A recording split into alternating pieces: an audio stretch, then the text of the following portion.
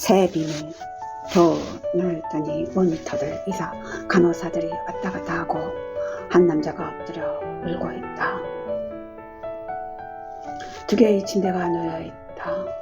한 사람은 여자아이 같은데 두 눈을 감고 있다. 또 하나는 통통한 여자가 온몸이 붕대로 칭칭 동여 매져 있다. 어디야? 나는 누구지? 몸이 이상하다. 붕 떠 있어. 깃털처럼 가벼워. 난 공중에 누워있다가 일어났다. 꿈인가? 그 순간 절벽 추락 버스 사고 순간 기억이 덩 머리를 친다. 그래, 난 내 딸을 지키려고 꼭 딸을 품 안에 안고 유리 조각들이 날 마구 찔러 들어오는 고통에 헉헉 숨이 끊어져 나갔는데, 맞아, 저 얼굴은 내 딸이다. 그 순간 나는 그 속으로 블랙홀처럼 그냥 빨려 들어갔다. 그리곤 깊이 잠들었다. 눈을 뜨니 남자가 내 손을 꼭 잡고 있다. 이 남자 누구지? 잠시 나를 점검했다. 나는 누구지? 어디 살지?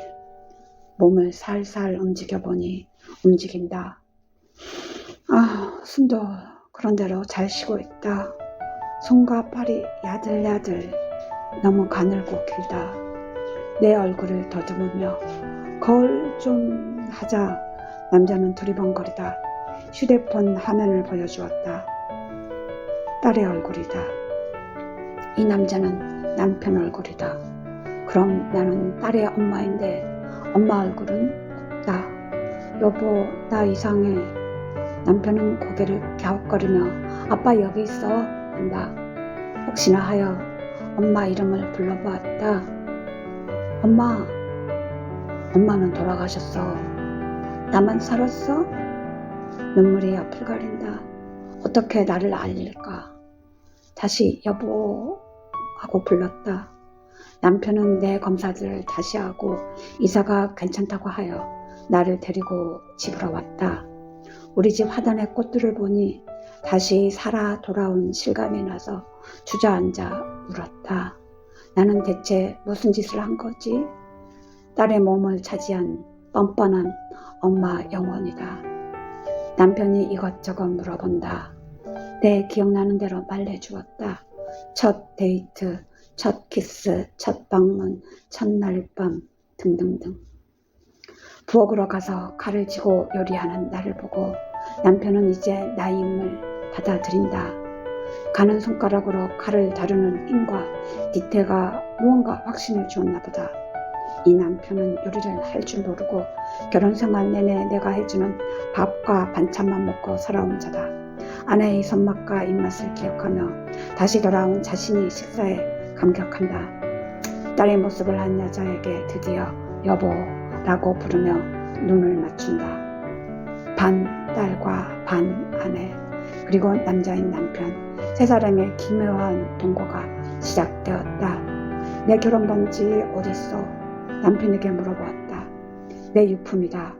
그건 현재의 내 손가락엔 당연 헐렁하다. 낄 수 없는 반지다. 바느질감을 가져왔다. 남편 앞에서 곰 인형머리 부분을 헐어서 결혼 반지를 넣고 다시 꿰맸다. 우리 둘만의 비밀이다. 비밀이야? 현재 몸의 주인은 어쩌다가 나이지만 진정한 주인은 내 딸이다. 한 달이 지나고 딸은 초딩 6학년 생활을 해야 한다. 딸의 의식 또는 인격 또는 영혼이 다시 딸 몸에 돌아올까? 아직은 모르겠다. 1, 2년이 지나면 돌아오기도 한다는데 무턱대고 기다릴 수는 없다. 무슨 방법이 없나? 난 살 만큼 산 엄마로서 딸 이식 소생을 축하하며 소멸할 것이다. 누군가가 나를 소멸시켜준다면 좋겠다. 딸이 소생할까? 밤이 와서 잠이 들기 전 난 기도한다. 난 없어져도 좋으니 제발 우리 딸이 다시 돌아오게 해주세요. 아침이면 다시 가는 손을 보며 절망한다. 초딩 6년 3을 딸을 위해 살아야 한다. 최대한 열심히 배우고 익히자. 어른이 되어도 당당히 자기 삶을 살아갈 수 있도록 기초를 닦아주자. 수학과 과학이 재밌어진다. 원래 나는 수학 문제만 보면 배가 아파지는데 학습하는 능력은 딸이 월등한가 보다. 난 유명 사립 중학교에 당당히 입학하였다. 1년이 지나도 돌아오지 않는 딸의 영혼을 달래든지 어째든지 데려와야 할 것이 아닌지, 딸의 몸에 밀어 청소년기를 다시 산다는 것은 청춘을 즐기는 신나는 삶이지는 않다. 이 삶은 내게 딸 영혼보다 소중하지 않다. 남편과 인연해보자. 사이비 종교라도 한 번은 해봐야 되지 않을까. 이대로 가면 점점 멀어져가는 딸의 이식은 나의 기도로도 되돌아오지 않는다는 냉정한 절망감이 밤마다 나를 휩쓸고 지나갔다. 용한 만신을 수소문하여 물어라도 봅시다. 굿이나 무당은 미신이라면서 펄쩍 뛰는 남편을 붙잡고 만신집을 예약하고 찾아갔다. 그는 아내와 딸이 생년월일 난시를 말하고 난 가만히 앉아 있었다. 만신이 몇 개의 동전을 휙 던지며 하는 말을 들었다. 비명횡사한 척기가 들렸어. 굿하지 않으면 애가 죽어. 굿값으로 1000만 원을 불렀다. 남편은 아내는 어떠냐고 물었다. 아내하고는 어려움도 많지만 그런대로 살만은 하겠어. 그 말에 남편은 입 꾹 다물고 복채를 던져주고 내 손을 잡고 나와버렸다. 죽은 자와 산 자도 판별 못하는 자에게 딸을 맡길 수 없다는 각오다. 그럼 정신과라도 가자고 하자.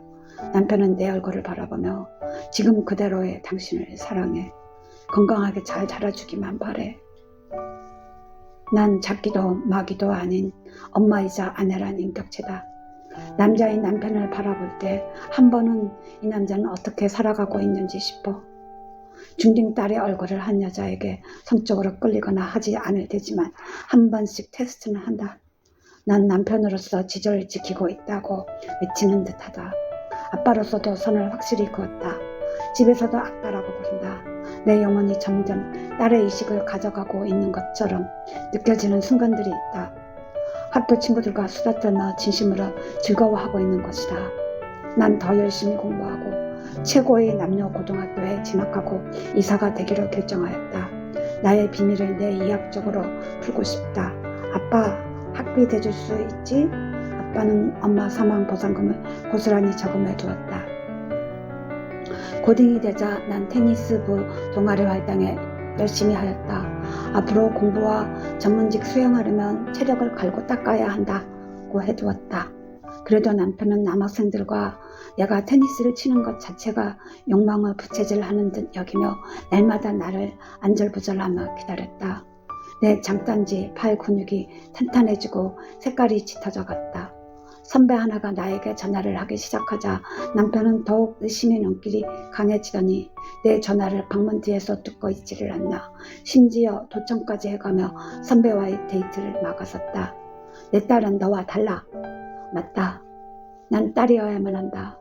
내 이식은 아내이자 엄마인데 또 그 딸은 오지 않는데. 남편이 기억 속에 존재하는 딸과 커가는 딸의 몸의 실제를 위해 난 결단을 내려야 한다. 내 아내 엄마와 아내를 내 스스로 소멸시키자. 그리하여 딸의 본 이식만 남겨놓자. 어떻게든 살아가다 보면 살 수 있을 거야. 엄마가 딸에게 쓰는 일기를 남기자. 5년의 삶을 기록으로 남겨주면 딸이 이해하기가 쉬워 보일 거다. 난 한 번씩 이식을 잃어버리고 기억을 상실하면 된다. 고작 A에서 B로, B에서 A로다. 2개 정도야 해내야지. 100개의 인격을 가진 자도 잘 살아간다는데. 어느 날 어린 초딩 딸이 나오겠지. 지금의 고딩 2년의 자신을 이해하기 어려워 보이지만 기억을 잃어버린 5년 엄마가 대신 살아줬다는데 받아들일 수밖에 없어. 일기를 읽으며 다시 하나씩 배워나가면 될 거야. 난 마당의 꽃들을 보며 정신을 잃었다. 까무루 하니 툭 고개가 꺾어졌다. 아빠가 쓰러진 나를 발견한다. 아빠, 여기가 어디야? 엄마는? 남편은 딸의 소생을 기뻐했다. 딸의 몸에 드디어 딸의 영혼이 들어선 것이다. 엄마의 노트를 보여주고 찬찬히 설명하여 주었다. 처음 일주일에 한 번 나타나고 3, 4일에 한 번 나타나다가 매일 아침에 나타나고 학교 가고 저녁이면 피곤해서 딸이 잠이 든다. 잠시 후 아내가 나타나 졸린 눈으로 저녁을 준비하고 둘이서 식사한다.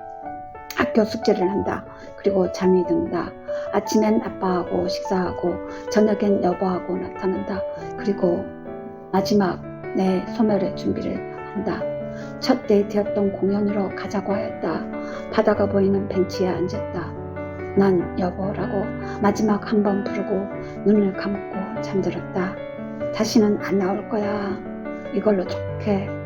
딸은 열심히 공부하여 이대에 합격하여 내 이학을 전공하였다. 스스로의 비밀을 스스로 풀어나가기로 하였다. 남편은 사고 차량의 운전자의 과실 원인을 조사한 적이 있었다. 무리한 초과 근무가 가져온 졸음운전으로 사고로 많은 이가 사망하고 운전자 본인도 사망하였다. 운전자의 전체에게 돈을 송금하느라 휴일 없이 일하였다 한다. 버스 회사의 기본급이 낮으니 초과 근무로 돈을 벌 수밖에 없었고 안전규정 위반으로 보상금을 받았다. 운전자의 유품으로 회중시계가 그에게 들어왔고 그는 회중시계를 전처의 아들에게 돌려주려고 하였으나 거절받았고 얼떨결에 계속 시계를 소유하게 되었는데 고장이 나서 친척집 시계점에 맡겼다.